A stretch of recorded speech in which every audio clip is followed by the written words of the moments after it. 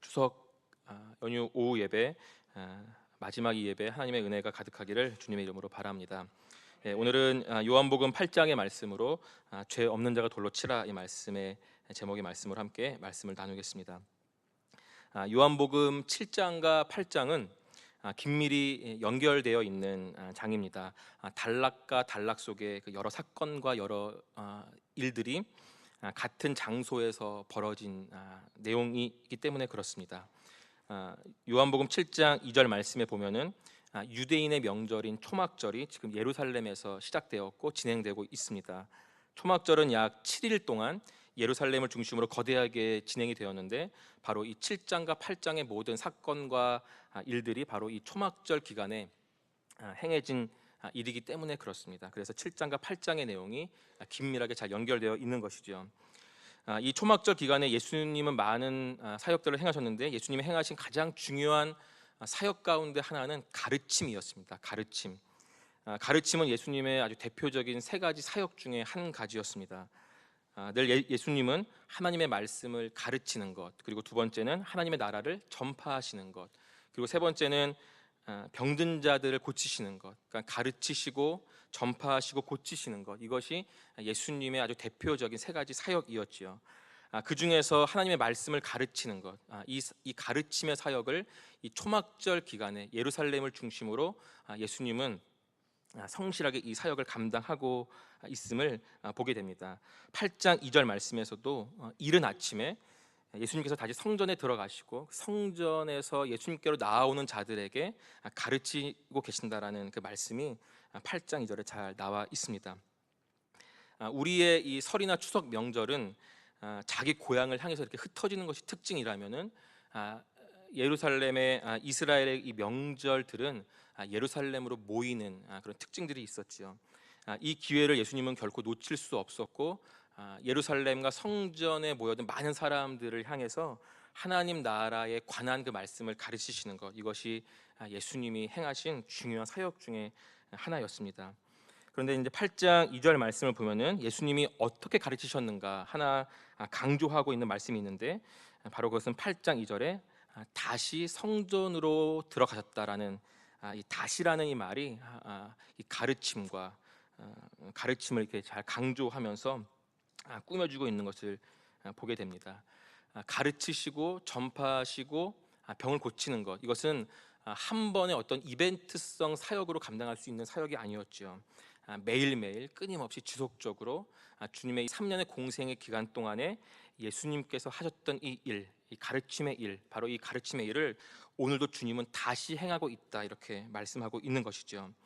특별히 7장과 이 8장에서 7장 14절 말씀에 보면은 이미 명절 중간이 되어서 예수께서 성전에 올라가서 가르치셨다, 이렇게 말하고 있고 7장 28절 말씀에서도 예수께서 성전에서 가르치시며 외쳐 이르되, 이렇게 예수님이 가르치셨다라는 이 말씀을 7장 14절 또 28절 또 8장 2절에서 세 번 반복해서 계속 말씀하고 있습니다.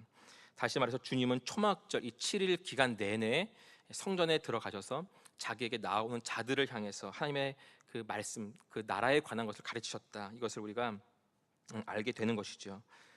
오늘 8장 2절에 그렇다라면 예수님이 지속적으로 예수님의 이 공생의 3년뿐만 아니라 그 초막절 명절 기간에 지속적으로 예수님이 사람들을 가르칠 수 있는 그 힘은 어디에서 나오셨을까? 우리 함께 8장 1절을 함께 읽겠습니다. 8장 1절입니다. 예수는 감람산으로 가시니라. 매일매일 7일 동안 쉬지 않고 명절을 통해서 사람들이 많이 모여든 그 피곤하고 고단한 그 명절, 그 매일매일의 삶 속에서 주님은 끊임없이 가르치셨다. 그 힘은 어디에서 나왔을까? 바로 그것은 감람산입니다. 누가복음 27장 말씀에는 누가복음 21장 37절 말씀에는 예수께서 낮에는 성전에서 가르치시고 밤에는 감람원이라 하는 산에 가서서 쉬셨다, 이렇게 말씀하고 있고, 또 같은 누가복음 22장 39절 말씀에서는 예수께서 나가사 습관을 따라 감람산에 가심에 제자들에게 이르시되 유혹에 빠지지 않게 기도하라, 이렇게 말씀하신 것을 보게 됩니다. 감람산 하면 예수님에게 상징적인 의미가 있는 장소인데 바로 그것은 예수님의 이 육체, 이 고단한 육체의 휴식을 위한 장소였고, 또 예수님이 말씀과 기도를 통해서 영적인 새 힘을 공급받는 곳, 바로 그것이 감람산이었죠.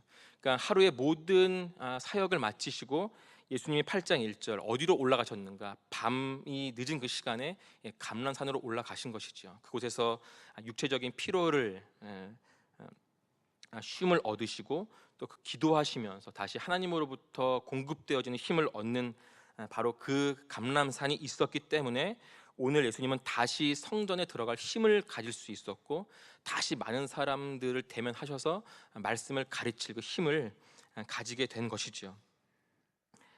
바로 이 감람산이 있었기 때문에 오늘 다시 이 다시라는 삶을 주님은 행할 수 있었던 것입니다. 주일이 있어야 그리고 이 주일에 우리가 온전히 하나님을 예배하고 그 은혜 안에 주시는 그 강건케 하시는 힘을 우리가 얻을 때에 한 주간의 삶을 살아갈 수 있는 원리를 우리가 오늘 말씀을 통해서 보게 되는 것이죠. 예수님은 밤늦게 산에 올라가셨고 이른 아침 다시 성전에 올라가셔서 자신이 행하셔야 할, 자신이 살아내셔야 할 그 삶을 오늘 기꺼이 즐겁게 힘있게 감당하고 있습니다. 오늘 이 주일 하루가 또 이 오후 예배가 또 우리에게 주어진 이 긴 연휴 명절이 우리로 하여금 다시 우리의 삶으로 나아갈 수 있게 하는 힘을 공급해 주시는 그 은혜의 자리가 되기를 주님의 이름으로 부탁드리고 바라겠습니다. 그렇게 다시 가르치시기 위해서 성전에 들어가신 예수님처럼 예수님이 많은 사람들을 다시 가르치시는 그 현장에서 또 다른 다시 성전에 올라온 또 다른 무리가 있었던 것을 저희들이 보게 되는데요. 우리 함께 6절 말씀을 읽겠습니다. 그들이 이렇게 말함은 고발할 조건을 얻고자 하여 예수를 시험함이러라. 예수께서 몸을 굽히사 손가락으로 땅에 쓰시니. 예수님은 다시 성전에 들어가셔서 가르치기 시작하셨고 또 어떤 유대인의 무리는 다시 성전에 들어가서 예수님을 대면하고 있죠. 그 목적은 무엇인가? 우리가 오늘 읽은 6절 말씀처럼 예수님을 시험하기 위함이다. 예수님을 고발하기 위해서, 고발할 조건을 얻기 위해서 예수님을 시험하는 한 유대인 무리들을 오늘 우리는 6절에서 발견하게 되는 것이죠. 한쪽에서는 예수님이 다시 가르치기 시작하셨고 한쪽에서는 다시 예수님을 대적하면서 예수님을 고소할 조건을 얻기 위해서 예수님을 대적하는 한 무리가 다시 등장하는 것을 저희들이 보게 됩니다. 아까 7장 14절 또 7장 28절에서 주님은 가르치셨는데 이 가르치심의 사역 때문에 오늘 8장 2절에 많은 사람들이 다시 예수님 앞으로 나아오고 있죠. 그것과 반대로 또 어떤 유대인의 무리들은 예수님의 가르침에 또 다른 반응이 보이고 있습니다. 7장 20절 말씀에서는 예수님의 가르침에 무리가 대답하되 당신은 귀신이 들렸도다. 당신은 귀신이 들렸도다. 다시 말해서 예수님을 비난하고 있는 것이죠. 예수님의 가르침에 어떤 무리들은 주님 앞에 나아가지만 어떤 무리들은 당신은 귀신 들렸다라고 비난하고 조롱하고 있는 것을 보게 됩니다. 7장 30절에서는 이렇게 말합니다. 그들이 예수를 잡고자 하나. 왜 잡으려고 했을까? 예수님 바로 죽이기 위한 것이죠. 7장 2절은 예수님을 죽이기 위한 유대인의 무리들이 나오는데 그들이 예수님을 잡고자 했다. 그러니까 예수님의 가르침, 하나님 나라에 관한 예수님의 가르침을 듣고 어떤 유대인의 무리들은 예수님을 죽이고자, 잡고자 하는 그런 마음이 들었다고 말하고 있는 것이죠. 또 다른 반응은 7장 42절입니다. 성경에 이르기를 그리스도는 다윗의 씨로 또 다윗이 살던 마을 베들레헴에서 나오리라 하지 아니하였느냐 하며 이렇게 말씀하고 있죠. 다시 말해서 예수님은 다윗의 자손이 아니고 또 다윗이 살던 베들레헴에서 나지 않은 사람이다. 이렇게 예수님을 조롱하고 비방하고 비난거리는 그런 반응도 오늘 말씀을 통해서 확인하게 됩니다. 오늘 이 본문에서 예수님은 다시 가르치기 위해서 사람들에게 가셨고 어떤 무리는 다시 예수님을 조롱하고 비방하기 위해서 고소할 조건을 얻기 위해서 다시 예수님에게로 가는 것을 이렇게 대조적으로 우리가 함께 오늘 8장에서 확인하게 됩니다. 즉 예수님은 이런 무리가 있음에도 불구하고 자신을 조롱하고 비방하고 자신을 고소할 그 조건을 얻기 위해서 책잡기 위해서 오는 무리가 있을 것이다라는 것을 알매도 불구하고 다시 성전에 들어가셨다라는 것을 우리는 오늘 8장 2절에서 전체 문맥을 통해서 잘 귀 기울여 듣고 바라봐야 합니다. 그렇다면 오늘 예수님을 대적하기 위해서 나온 이 사람들은 누구였는가? 누가 예수님을 조롱하고 누가 예수님을 비난거리고 누가 예수님을 고소할 조건을 얻기 위해서 예수님에게 다시 나아간 사람들은 누구인가? 8장 3절에서 우리에게 잘 소개하고 있죠. 8장 3절입니다. 서기관들과 바리새인들이 음행 중에 잡힌 여자를 끌고 와서 가운데 세우고, 이렇게 말합니다.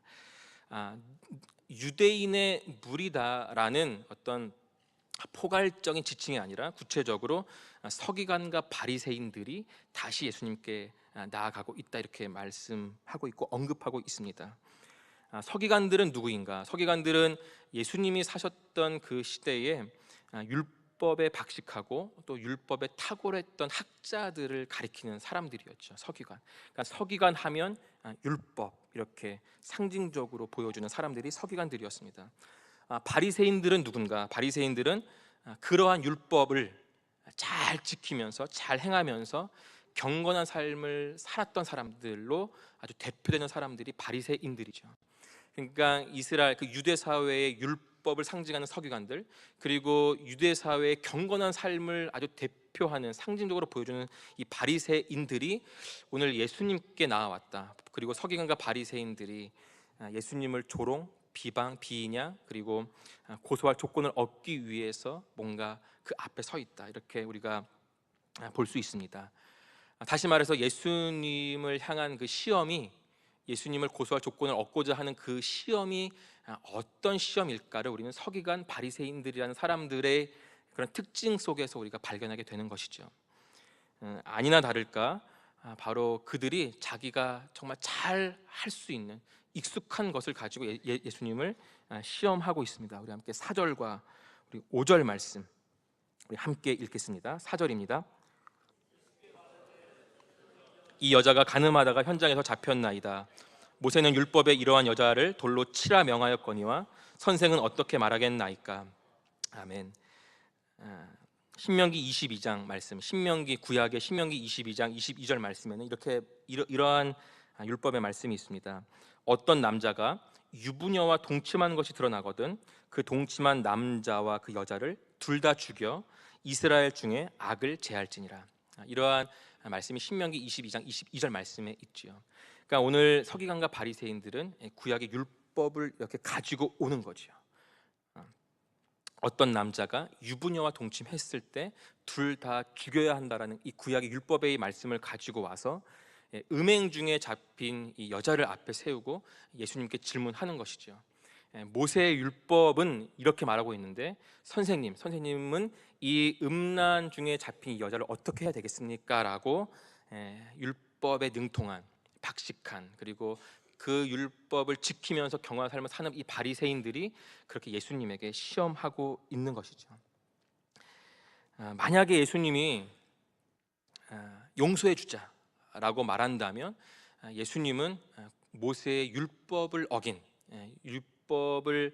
어긴 사람으로 낙인 찍히게 되는 것이고, 또 반대로 율법이 명한 대로 돌로 치라 명한다면 예수님은 소외된 이웃들의 친구였고 병든 자들 곁에 있었던 그 주님이셨는데 바로 그들에게 배신자의 꼬리표가 붙을 수 있는, 꼬리표가 채워질 수 있는 그런 어찌할 수 없는 그 시험의 자리에 오늘 예수님이 서 계신 것이죠. 그러니까 오늘 서기관과 바리새인들, 다시 말해서 이 유대인들은 정말 예수님을 고소하기 위해서, 예수님을 죽이기 위해서 정말 피할 수 없는 이 율법을 가지고 와서, 그리고 이 율법을 범한 음행 중에 잡힌 이 여인을 앞에 놓고 예수님을 시험하고 있습니다. 정말 이 시험이 치밀했고 빠져나갈 수 없을 만큼의 완벽한 계략을 가지고 주님 앞에 서 있는 것을 보게 됩니다. 이러한 예수님의 시험에 대한 반응은 어떠셨을까? 예수님은 6절 말씀을 보면은 이렇게 말합니다. 몸을 굽혀서 손가락으로 땅에 무언가를 쓰기 시작하면서 예수님은 그들의 시험에 응하기 시작하시는 거죠. 그러니까 시험을 회피하거나 그리고 그들의 그 마음의 그 부도덕함과 악함을 지적하시는 것이 아니라 무언가를 땅바닥에 손으로 쓰시면서 그들의 시험에 반응하고 응하는 것을 저희들이 이렇게 확인하게 됩니다. 이것이 8장 1절에서 11절까지, 그러니까 음란 중에 잡힌 이 여인의 이 사건의 하나의 발단이고 또 이 전개되는 하나의 내용이죠. 그러니까 주님은 다시 예루살렘으로 들어가시고 또 성전 안으로 들어가서 가르치시는 것과 함께 자신을 향한 이 고발과 시험까지도 감내하시면서 이것을 받아들이시면서 오늘 성전 안에 이렇게 딱 서 계신 이 모습으로 오늘 많은 사람들 앞에, 또 오늘 저와 여러분 앞에 바로 그 예수님이 서 계신 것을 우리가 확인하게 됩니다. 그렇다면 예수님은 왜 이 시험을 회피하지 아니하셨을까? 왜 예수님은 손가락으로 무언가를 땅바닥에 쓰시면서 이 시험에 응하실까? 우리 함께 우리 7절, 8절, 9절 7절, 8절, 9절 말씀을 우리 함께 합독하겠습니다.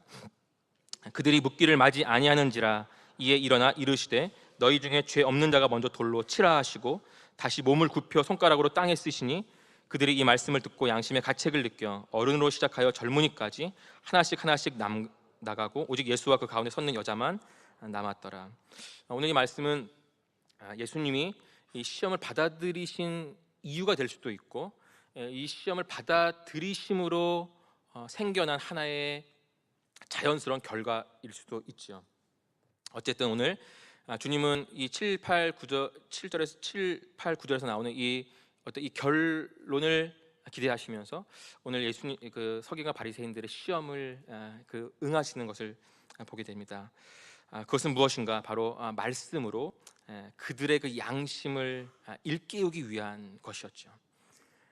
말씀으로 그들의 양심을 일깨운다. 이것이 9절 말씀에 나오는데 이것은 아까도 말씀드렸듯이 이 시험에 응하신 이유가 될 수도 있고 이 시험에 응하심으로 자연적으로 발생한 하나의 결과물일 수도 있지요. 어쨌든 예수님은 그 시험에 응하심으로 인해서 그 사람들의 양심을 일깨우신 그 모습을 우리가 오늘 말씀을 통해 보게 됩니다. 먼저 예수님이 땅에 무엇을 쓰셨을까? 어떤 내용을 쓰셨을까? 로마의 관습, 그러니까 이 시대가 로마 시대인데 로마의 관습을 봐도 그렇고 고대 세계의 고대 여러 나라의 관습을 보게 되면은 죄의 선고가, 그러니까 이 죄의 선고가 이루어질 때 확정되기 바로 그 직전에 그 죄인의 이 죄의 목록을 기록하거나 또 그 죄가 무엇인지를 이렇게 선언하는, 언급하는 것이 보편적인 로마 법정, 또 그 시대의 고대 사회의 그 법정의 하나의 관례고 관습이었다라고 합니다. 오늘 7절 말씀에 그러니까 죄 없는 자가 와서 돌로 치라. 그러니까 어쩌면 이 땅바닥에 쓰신 기록한 내용이 아마 서기관과 바리새인들 또 그 자리에 있는 사람들의 아마 죄의 목록이었을 것이다라는 그런 생각을 우리가 해볼 수도 있게 되겠죠. 무엇을 쓰셨을까? 많은 학자들, 많은 사람들이 많은 이야기들, 추론들을 하고 있습니다. 그러나 우리는 멈춰 서야 할 때가 있는 것이죠. 왜냐하면 오늘 성경 본문은 무엇을 쓰셨는가에 대해서는 말하고 있지 않기 때문에 그렇습니다. 무엇을 쓰셨는가, 그 쓰신 내용에 대해서는 성경은 철저하게 침묵하고 있는 것을 보게 되는 거죠. 다만 그 쓰신 그 행동, 몸을 굽히셔서 땅바닥에 쓰시는 그 행동을 두 번 반복해서 7절과 6절과 8절에서 두 번 반복해서 말씀하고 있고 그 7절에서 죄 없는 자가 돌로 치라는 이 말씀만이 오늘 성경 본문에 잘 나와 있습니다. 그럼 뭐가 더 중요할까? 아니, 더 중요하다라기보다는 본문에서 자연스럽게 나오는 말씀은 바로 그 땅바닥에 쓴 내용을 보고 또 죄 없는 자가 와서 돌로 치라는 이 말씀을 들은 서기관과 바리새인들 그리고 주변에 모여있던 사람들의 반응이 더 중요한 것이죠. 우리 다시 한번 우리 9절 말씀을 함께 읽겠습니다. 9절입니다. 그들이 이 말씀을 듣고 양심의 가책을 느껴 어른으로 시작하여 젊은이까지 하나씩 하나씩 나가고 오직 예수와 그 가운데 섰는 여자만 남았더라. 그들의 반응은 양심의 가책을 느낀 것이 첫 번째고 두 번째는 그 자리를 떠나간 것, 이것이 두 번째 반응이었습니다. 그들이 돌이켰다, 아니면 회개했다, 자신의 죄들을 자백했다, 또 주님의 용서를 구했다라는 말씀은 나오지 않지만 오늘 우리가 알 수 있는 것은 그들의 양심의 가책을 느끼기 시작했다라는 것을 우리가 오늘 구절을 통해서 보게 되는 것이죠. 분명하게 우리가 확인하는 것은 악한 사람일지라도 예수님을 죽이기 위해서, 예수님을 고소할 조건을 얻기 위해서 다시 예수님을 대적한 그들의 그 마음까지도 하나님의 말씀은 그 마음을 움직였다, 자극시켰다, 작동시켰다라는 것을 우리가 확인하게 됩니다. 아무리 강팍한 마음이라도, 아무리 강팍하고 아무리 굳은 마음일지라도, 그리고 그 굳은 마음을 부드러운 마음으로 바꿔서 주님께 나아오지 않는 사람일지라도 하나님의 말씀은 그 양심, 그 마음을 찌르신다, 움직이고 있다라는 것을 우리가 오늘 말씀을 통해서 확인하게 됩니다. 아무리 강팍하고 굳은 마음이라 해도 하나님의 말씀으로 찌를 수 없는 마음은 없다. 오늘 그것을 우리가 오늘 양심의 가책을 느끼는 그들의 마음을 보면서 우리가 확인하게 되는 것이죠. 이것이 말씀의 힘이고 빛으로 이 땅에 오신 또 말씀이신 그 예수 그리스도의 권능이 오늘 그 악한 사람들의 마음 속에서 우리가 발견하게 됩니다. 이사야 40장 8절 말씀에 풀은 마르고 꽃은 시드나 우리 하나님의 말씀은 영원히 서리라. 히브리서 4장 12절 말씀에 하나님의 말씀은 살아있고 활력이 있어 좌우에 나선 어떤 검보다도 예리하여 혼과 영과 및 관절과 골수를 찔러 쪼개기까지 한다라는 이 하나님의 말씀의 이 힘, 이 권능, 그들은 가책을 느꼈을 뿐이지만 오늘 말씀을 듣는 우리 모두에게는 말씀의 그 힘, 말씀의 권능 앞에 우리가 순종하는 우리의 부드러운 마음밭이 되기를 주님의 이름으로 바라며 부탁드리겠습니다. 오늘 계속해서 이어서 안타까운 것은 바로 그들의 모습이지요. 양심의 가책을 느낀 사람들은 결국 그 자리를 다 떠나가게 됩니다. 9절 마지막 부분에는 결국 그 자리에 예수님과 그 음행 중에 붙잡힌 여인 딱 두 사람만 이 본문의 이 마지막 이 무대를 딱 장식하고 있는 것을 보게 됩니다. 그 자리를 박차고 나가버린 뭔가 양심의 가책은 느꼈지만 그럼에도 불구하고 하나님 앞에 멈춰서서 회개하고 돌이키지 않고 그 자리를 박차고 나간 사람들을 우리는 어디에서 다시 만날 수 있을까요? 어쩌면 다시 복음서가 계속 증언하는 것처럼 예수님을 부인하고 또 예수님을 대적하고 예수님을 조롱하고 비난하는 그 자리에서 우리는 아마 이 자리에 있었던 사람들을 다시 만나게 될 것입니다. 그리고 결국 예수님을 십자가에서 못 박는 그 자리에서 우리는 이 사람들을 다시 만나게 되겠죠. 그리고 가장 먼저는 아마 그들의 집에서 그들을 만나게 될 것입니다. 오늘 예수님의 말씀을 통해서 가책을 느끼는 그 사람들이 어디로 갔을까? 어디로 가면 그들을 만날 수 있을까?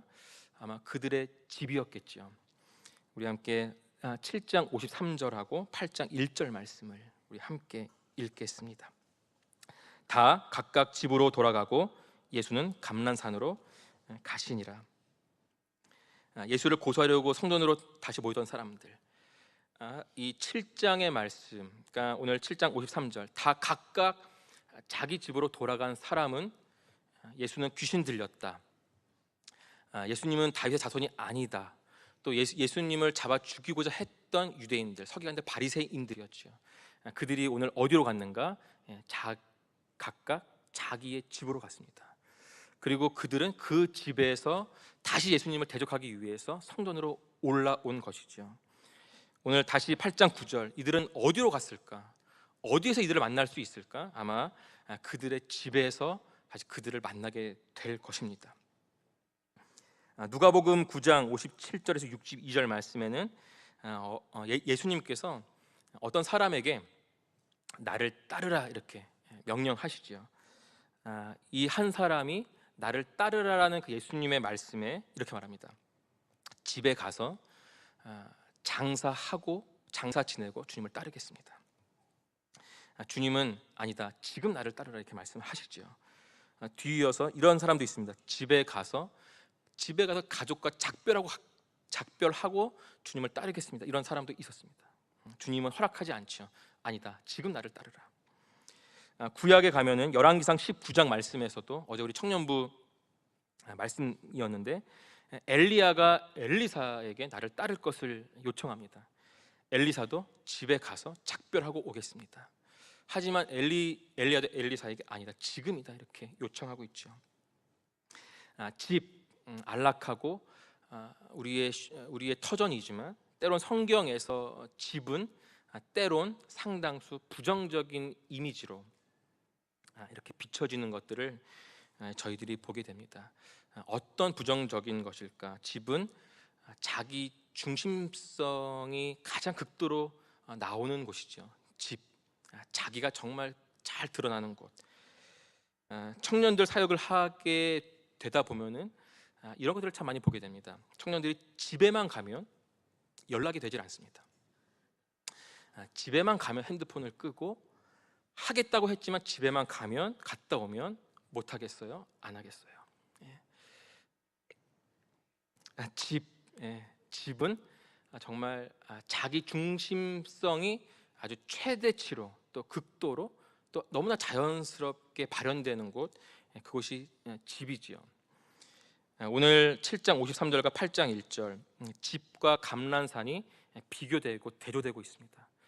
예수님은 감람산에서 다시 성전에 들어가시고 다시 가르치시고 다시 시험에 맞닥뜨리실 그 힘을 얻으셨다면, 오늘 많은 사람들은 자신의 집에서 예수님을 대적하고 예수님을 조롱할 그 이유들을 찾아서 다시 예수님 앞에 온 것이죠.